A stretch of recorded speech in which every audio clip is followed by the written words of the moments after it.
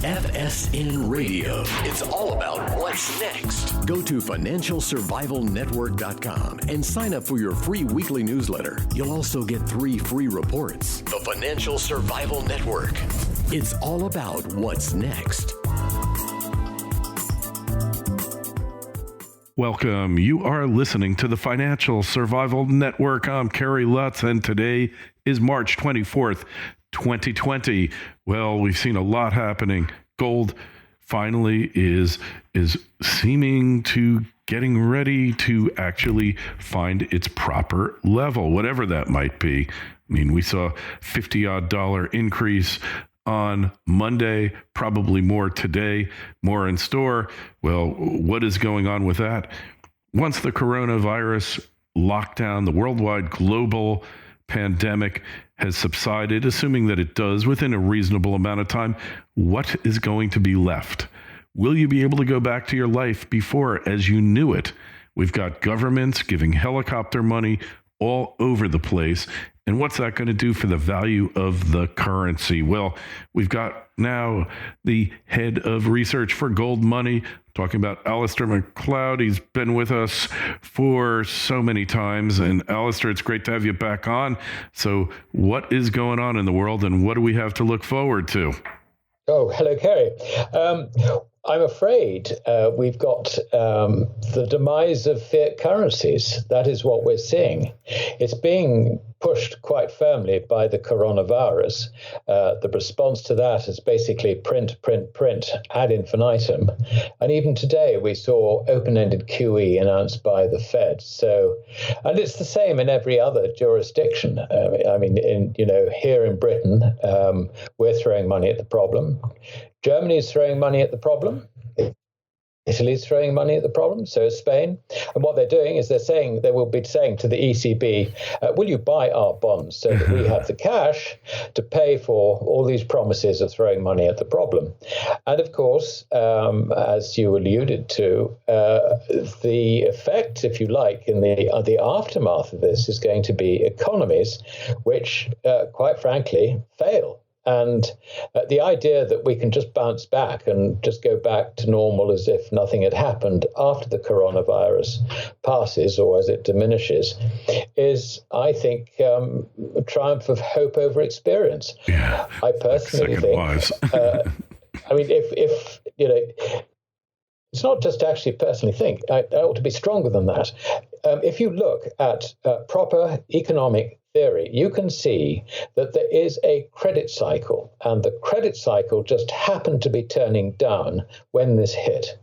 So what that means is that the credit cycle tends to have long periods of expansion, and then monetary expansion, and then you fall off a cliff, and banks go bust, or maybe not. Businesses go bust, unemployment rises. They then throw more money at the problem, and things stabilize, and then we go better on a sea of new money. And again, we have another crisis. That is, if you like, a truncated version of the credit cycle. Well, we were just about to fall off the cliff when along came the coronavirus. So what that means is that not only will we have if you like, businesses no longer having customers to buy their product unless they're essentials, you've got all the debt and everything else to unwind. And if you take the combination of those two things, then we're in for a very nasty time, which I think we have some very good reason to believe will undermine fiat currencies fatally. And now, yeah. Sorry, go on. Yeah, that is a great point. And so basically, the world economy has just in a matter of hours, days, just completely shut down. And to think that once the threat, assuming it subsides relatively quickly, which it might, but it subsides, then to think that things are going to go back to normal just isn't going to happen. Before the coronavirus, we saw Lebanon default on their debt. It's the first time they'd ever done that. Even through civil wars and insurrections and everything else, they still managed to keep their interest payments going. Now, they've defaulted. When I saw that, I said that's going to be the first of dozens of countries that just go belly up, and it's all going to lead back to the United States, the reserve currency. Eventually, it's going to join them, and that will be the end of the dollar as we know it, won't it? Well, the trouble that's, everything's bursting into flames all around the world. So where do you start? I think the dollar is probably central, if you like, to the whole thing. I mean, we can talk about the European Union. I'm convinced that within a month we'll have a banking crisis in the European Union. Great, that's the European Union's problem, and through, if you like, throughout the banking system, there will be problems for banks in other jurisdictions and so on. So, yeah, I can understand that. But what they'll do is they'll print money so the banks don't fall over, or the banks at least protect depositors. Bondholders may not be quite so lucky, which actually creates another wave of problems. Yes. But anyway, if I can sort of put that to one side, we then look at the US. Now, the problem with the US is that the coronavirus has basically interrupted the supply chains of every manufactured and every service business. So now what does that mean? That means that you're not getting products delivered because someone down the chain can't get the bit to put into another bit to make a partially fabricated good to pass on to the next stage. And but what you have going in the opposite direction are payments. You deliver the bit which you've contracted to sell me, I then pay you, but you're not delivering it. So you don't get paid, and nor does the person behind you, and nor does the person behind you. Now, we're looking at something which is actually truly enormous. It's bigger than the GDP, because GDP just measures the final value of consumer goods. What you've got to look at is something called gross output. Now, gross output basically is the sum total, or it should be if it's accurately recorded, which is yes, who knows? It's the sum total of all the payments that go into the chain from taking basic commodities and turning them into finished products.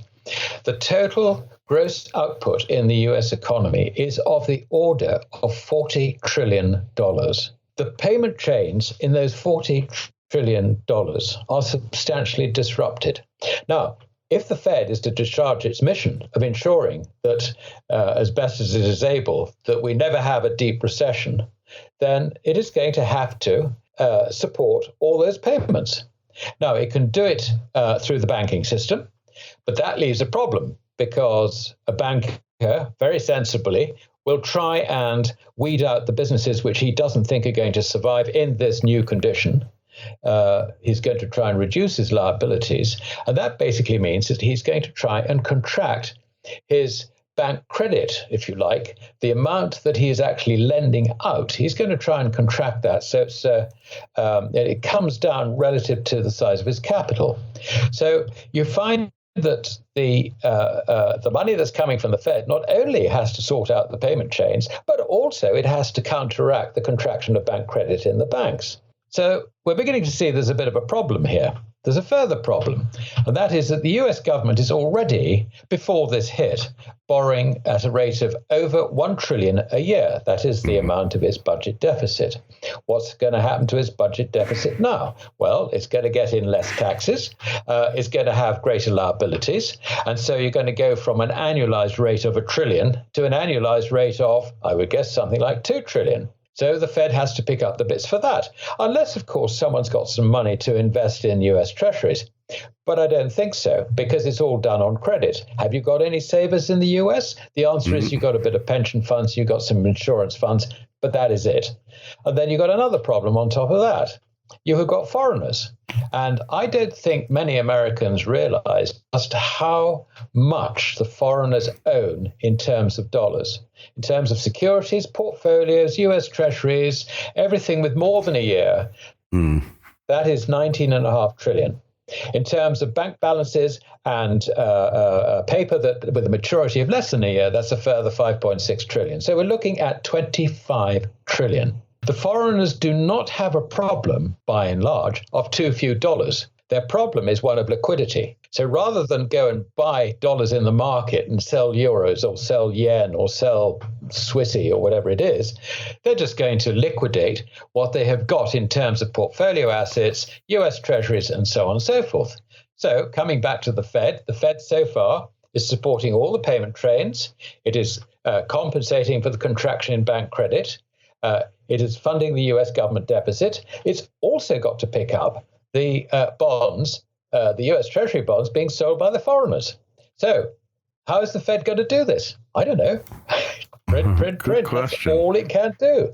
So what we actually see is a setup whereby the dollar is going to be destroyed as a currency very, very quickly because of something that John Law did 300 years ago, exactly 300 years ago.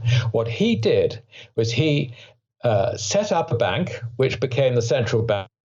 It was called the Banque Royale. This was in France, the King's Bank, and he had the power to issue paper money to buy shares in this venture which he put together, which basically at the end of the day, he managed to assemble a venture which covered all France's external trade.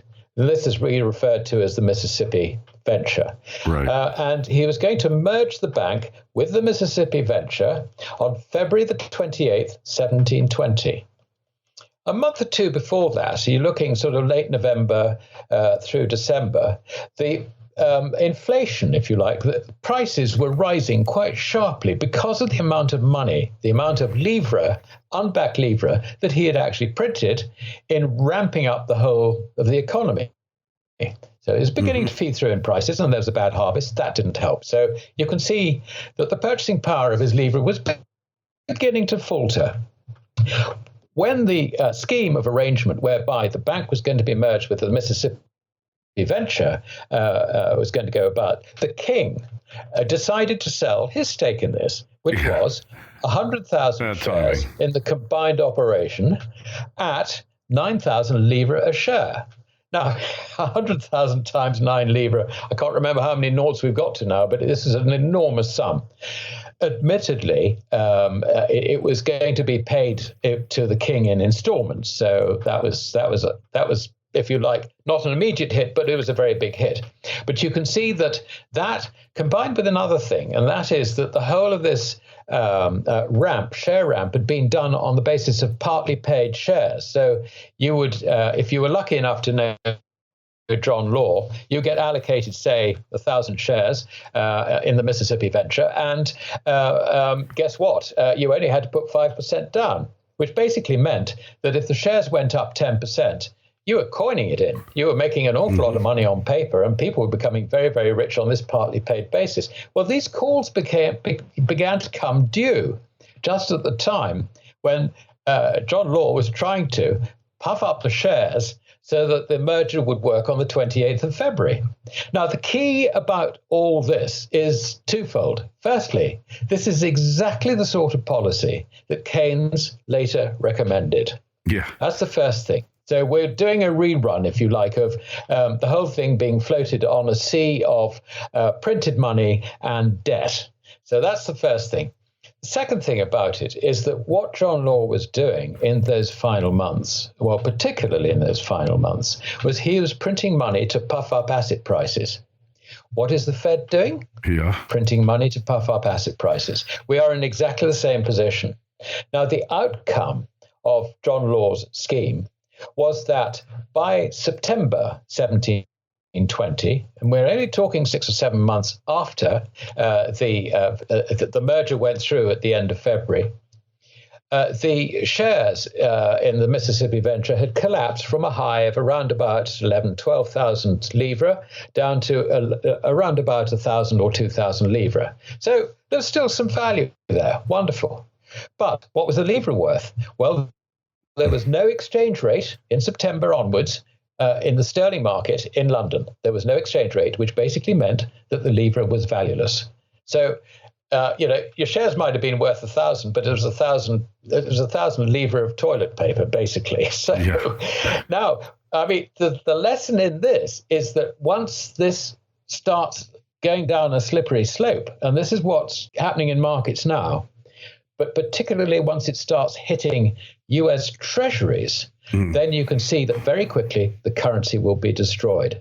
Now, the reason that this will happen, the reason that the treasuries will fall, is that the rate of price inflation in America is considerably greater than the 2% shown in the Consumer Price Index. You go to Shadow Stats, you go to the Chatwood Index, they will tell you, these are independent assessors using two different methods. They will tell you that the right rate of price inflation in America is something closer to 10%. Now, what do US Treasuries yield? They yield less than 2%. What should they yield? They should yield something to compensate people for the loss of purchasing power, current and expected, of the dollar. That is over 10%. So what we're looking at is a whole market, the most important market in the world, because US Treasuries in the fiat currency system are seen as the yardstick against which you measure everything else. Everything else has a risk related to US Treasuries. US Treasuries in our fiat currency system have zero risk. Right. Now, if they more than half, which for a 10-year bond is pretty much what a 10% inflation situation would do to the market if it was properly priced, they more than half, then think what the consequences of that are. Not only would it begin to destroy the dollar, obviously, going back to the John Law example, you would look at how it would affect the US government finances, and US government finances would then be in a state of collapse. Because already, with the current level of interest rates, just under 40% of that 1 trillion deficit is due to interest payments on existing debt.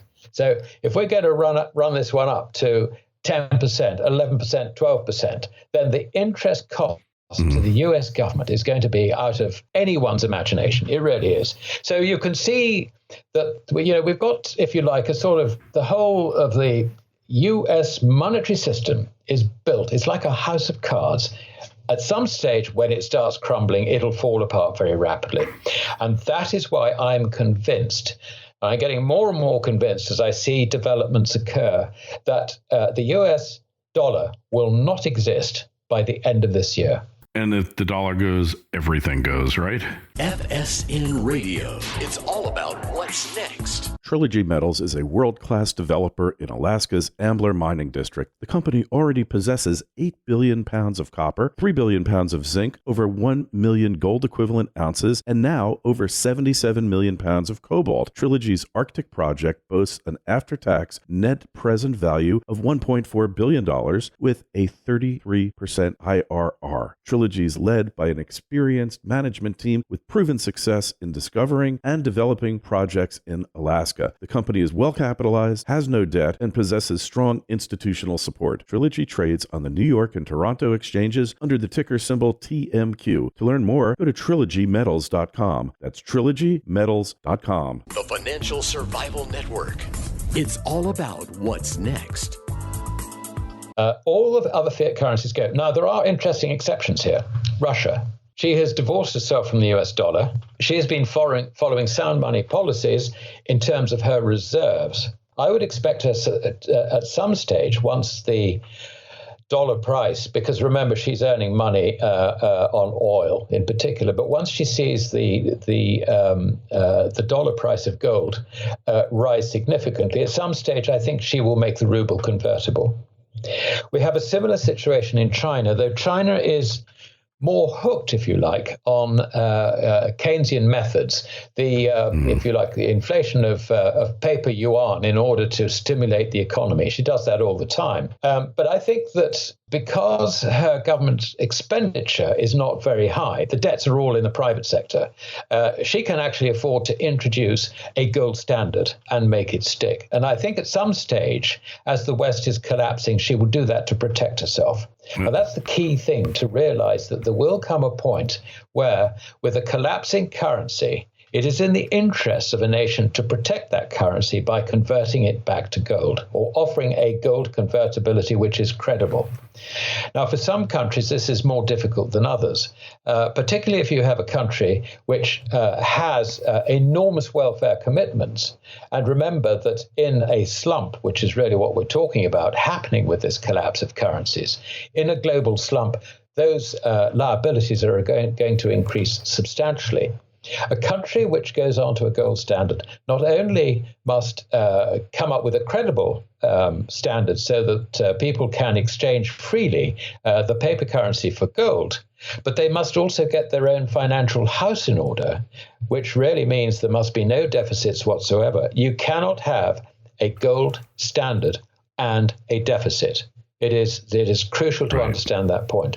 So I think for countries like America, it's going to be very difficult to go back onto a gold standard. Now, they have 8,130 odd tons allegedly in the Treasury, or at least that's what the bit of paper that the Fed has on its balance sheet says. Well, we'll assume it's there. Great, but we then have another problem, and that is the whole of the Fed. The whole of the US Treasury don't believe in gold. They don't believe in sound money. So there's got to be some sort of, if you like, conversion of thought before the policy is accepted. I mean, it's... discipline's got to be enforced. It's saying it's a pet rock. Discipline has to be enforced, right? One way or the other. Exactly. So... China, though, even though the central government doesn't have all this debt, the local governments have hundreds of trillions, and corporate-wise, hundreds of trillions. And so it's going to be interesting to see when their come to Confucius moment is going to be, isn't it? Yes, there's that. And then, of course, we have, there's Japan. Japan has been so Keynesian and everything. But I mean, the reason that they've managed to continue with the relatively hard currency is that people have the unfortunate habit of, when money's printed, they just sort of put it in the bank. They don't use it. Yeah, they have a high savings rate. Yes. Which was not what was intended by the Keynesians there. But what it has done is it has given the currency enormous stability. But, that's going to go too. I mean, if we get a fiat currency crisis on anything like the scale I've just described, then you can forget any of them. Yeah. Yeah. Well, it's going to get very interesting very quickly. And we've seen this coming. We've been warning about it. You and I, Alasdair. I met you, I remember, in New York at the old Hard Assets Conference, which kind of became an anachronism for the past 10 years, past 9 years. It basically folded, doesn't exist anymore. And you and I have been talking about this for a long, long time. And we were the Cassandras, and nobody wanted to believe us, right? Nobody. And here we are. Here we are. And how do you stop it? How do you push this boulder back uphill? Is there any way? Can they come up with another Plaza Athénée Accord, or what? Well, lots and lots of people talk about a reset. Anyone who's got any half a brain can see that this isn't going to continue forever. And so what they tend to do is they turn around and say, there's going to be a reset. And so, we can sort of somehow scrub the past and start again. But life is not like that. If we attempt to reset, then if I can refer again back to France, we get into the situation following the issue of the assignats. Now, if you go back to 1780-ish, 1785, something, I can't remember the exact date. So we're talking about 60, 70 years after John Law and after that very painful experience for France. They decided that they needed money, as always, because the government was always broke.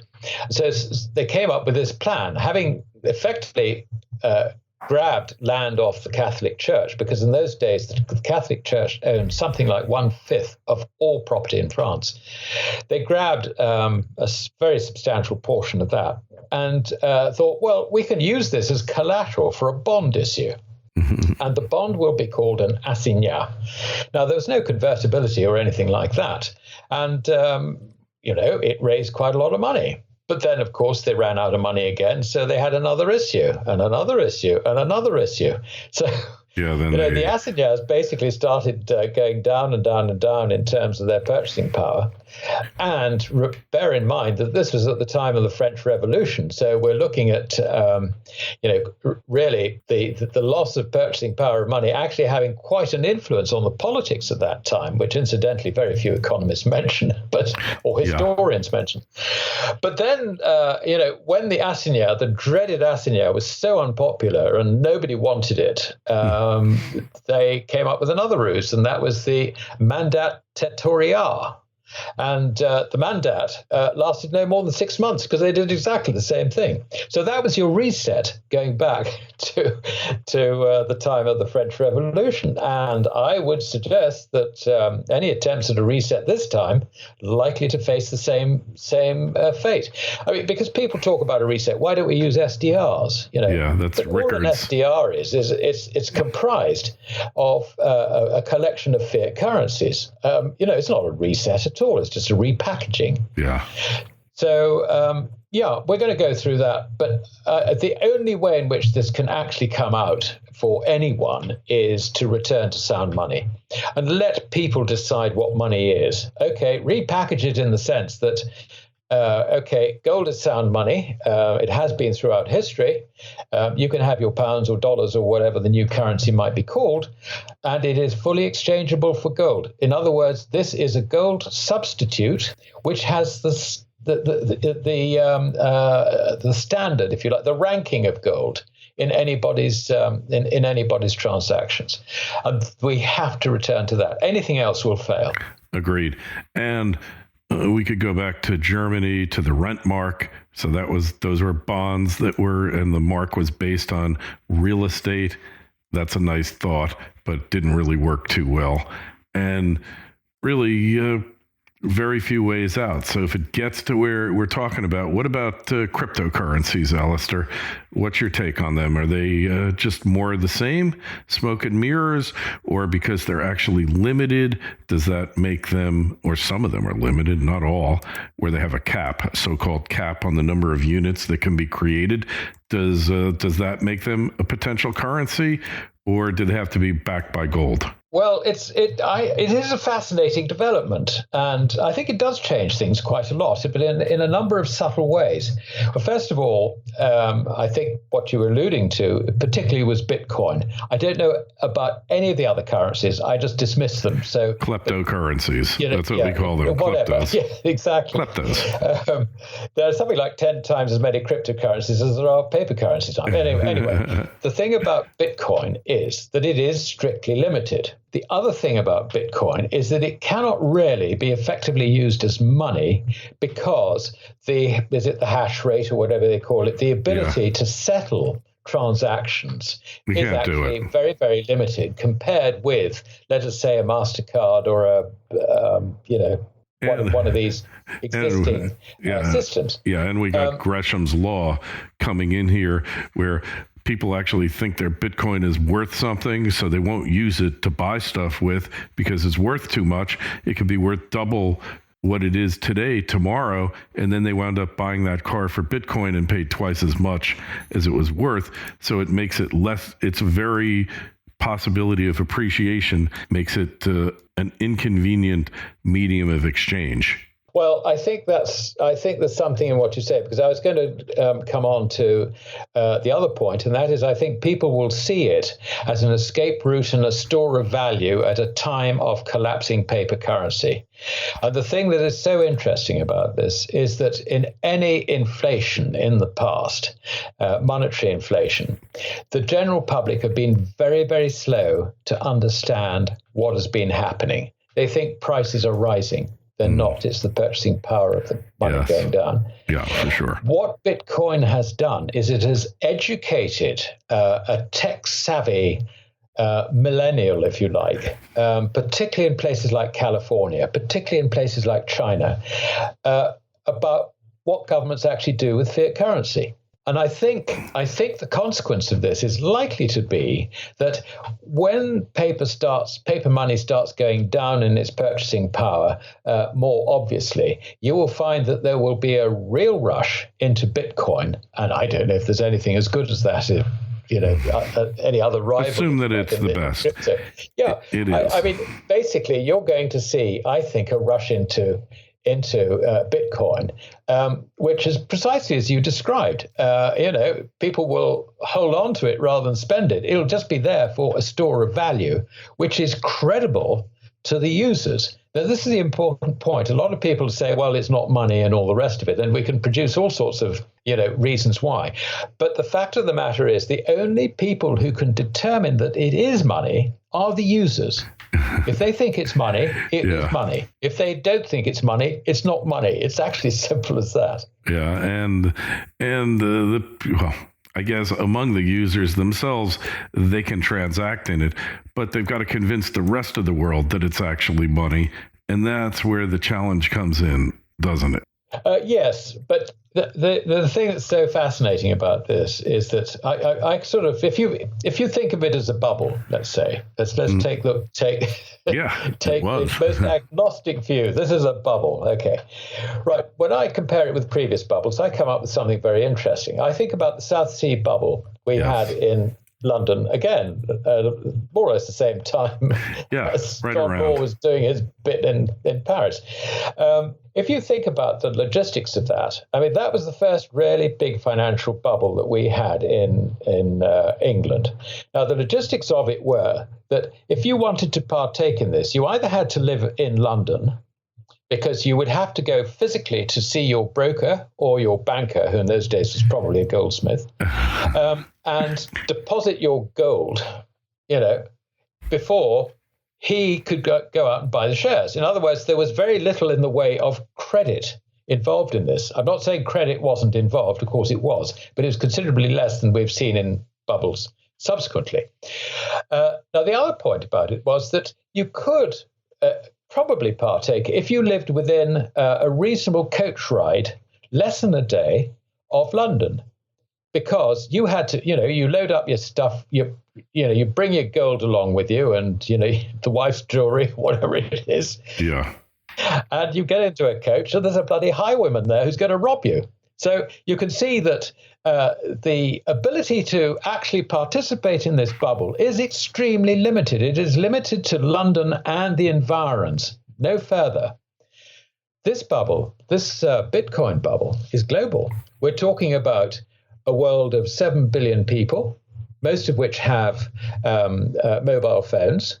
And these mobile phones, can have an app and all the rest of it. And you can buy Bitcoin, you can hold it on there, you can sell it to other people with Bitcoin.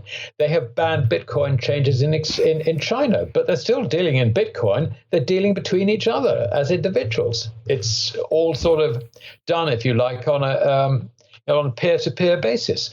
So governments actually can't control this.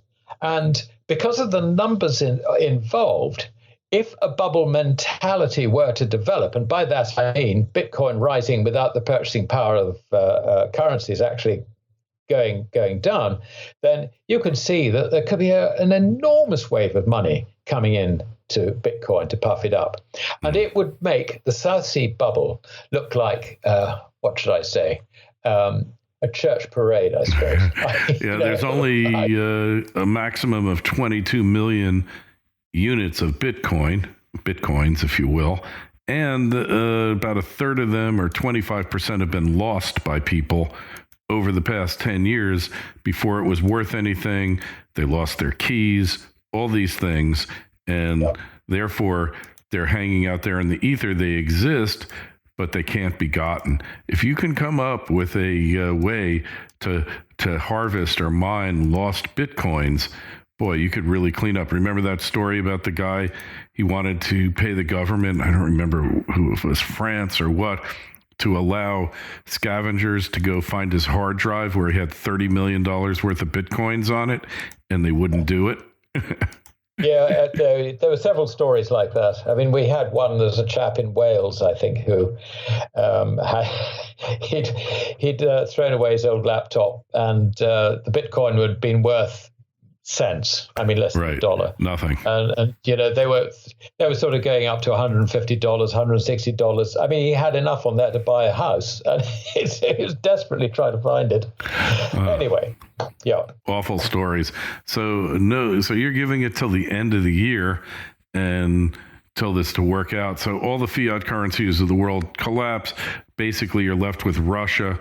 But the problem is, for any government to back their currency by gold, then there will be a rush into that country's currency, presumably, and there will be a shortage of their currency. This is why the very reason the Swiss pretty much have stopped backing the franc with gold. So there's got to be some way that people are not able to rush into that currency, which would mean that all the other world currencies would have to be literally worthless. But then you'd be trading the refrigerator or the oven or whatever, your car, for Russian rubles. You just go into barter with it. So then that means that there's currency controls, and that kind of maybe defeats the purpose a little bit. FSN Radio. It's all about what's next. Arcana Corporation is on the verge of bringing the world's highest grade silver mine into production. The Revenue Virginius mine in Colorado has proven improbable silver reserves grading nearly 37 ounces per ton silver, with an all-in sustaining production cost of only US $8 per ounce of silver. The mine is fully permitted with infrastructure already in place, and the company has announced they plan to commence production in 2020. Achieving successful production usually results in a significant upward share price re-rating on the Lassonde curve. Arcana trades under the ticker AUN in Toronto and AUNFF in New York. To learn more, go to arcana.com. That's AURCANA.com. The Financial Survival Network. It's all about what's next. Well, no, I think I don't go with your analysis, because you can buy gold. Yeah, you can buy gold. You don't have to but buy it's another inconvenient. currency. It's inconvenient for many of the world's population. It's easier for me to buy rubles. I mean, don't forget that gold money can hold your gold in a vault of your choosing, and you can spend it from there by transferring it to another person with a gold money holding. Mm-hmm. Or to transfer it to someone else with whom gold money has a relationship. Now, in this sort of post-fiat currency world, we won't be the only people, I think, offering these facilities. But I can see, the whole of the financial system, which is based on fiat currency, is basically going to have to change completely. Yes. I totally probably agree. Disappear. So we're looking at a completely new system. And any country can tie a currency to gold, as long as it has got the gold to exchange for that currency and has no restriction at all imposed on people who want to change it for currencies.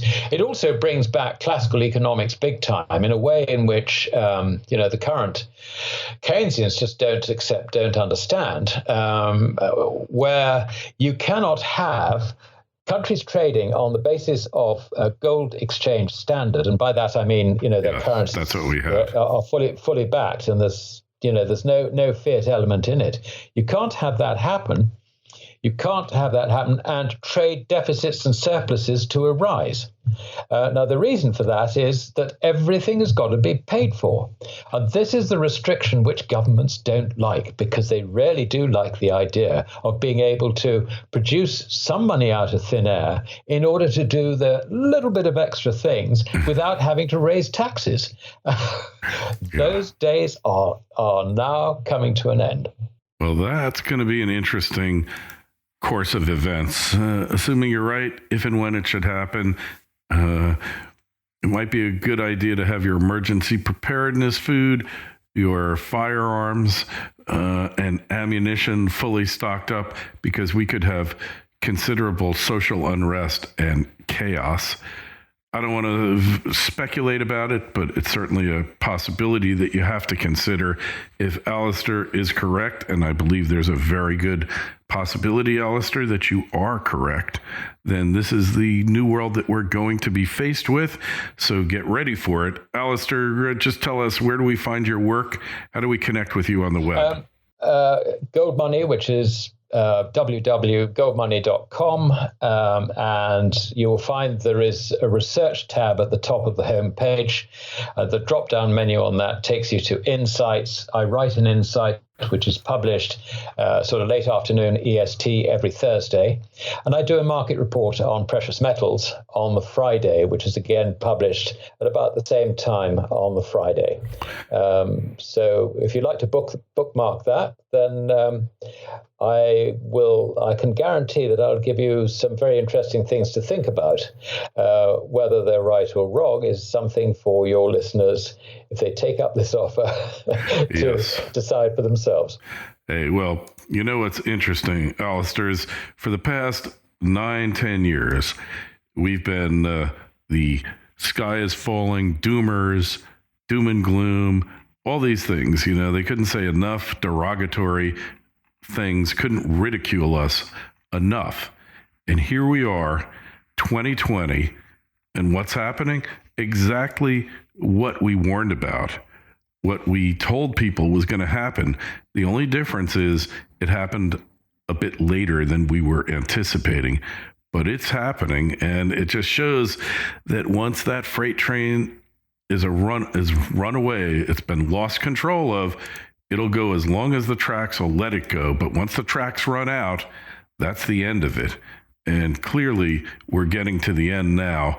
And that's what you really have to be concerned about as a citizen, as a head of a family, as a person in your town, in your community, because, Alasdair, as much as we might think we're prepared for what's going to come down, you're never really prepared. What did Mike Tyson say? Plan is great until you get hit in the head. And we're all about to take a collective hit in the head, regardless how much gold, silver you might have stocked up. Life has a way of kind of making your plans irrelevant. And hey, it's always great having you on. We'll talk to you again soon. We want to get some regular updates from you. But all of you out there, just remember, you were warned. Hey, any questions or comments, Alasdair and I would love to get your feedback and your opinion. Why don't you email us, kl@kerrylutz.com. That's kl@kerrylutz.com. goldmoney.com. That's where you go to find out more about Alasdair's work and Gold Money. And our Twitter feed's Kerry Lutz. Our Facebook page is Financial Survival Network. Home site, financialsurvivalnetwork.com. I'm just about to put out another newsletter today. I sent one out yesterday, widely opposing the bailouts that are about to take place. Alasdair, we even talk about all the bailouts. We could have spent the entire time doing that, but I think this was far more important because it's the global perspective, if you will. We'll talk to you again soon. Thanks so much for being on with us, Alasdair, and be well and good luck. That's my pleasure, Kerry, and thanks for having me on. FSN Radio. It's all about what's next. Go to financialsurvivalnetwork.com and sign up for your free weekly newsletter. You'll also get 3 free reports. The Financial Survival Network. It's all about what's next.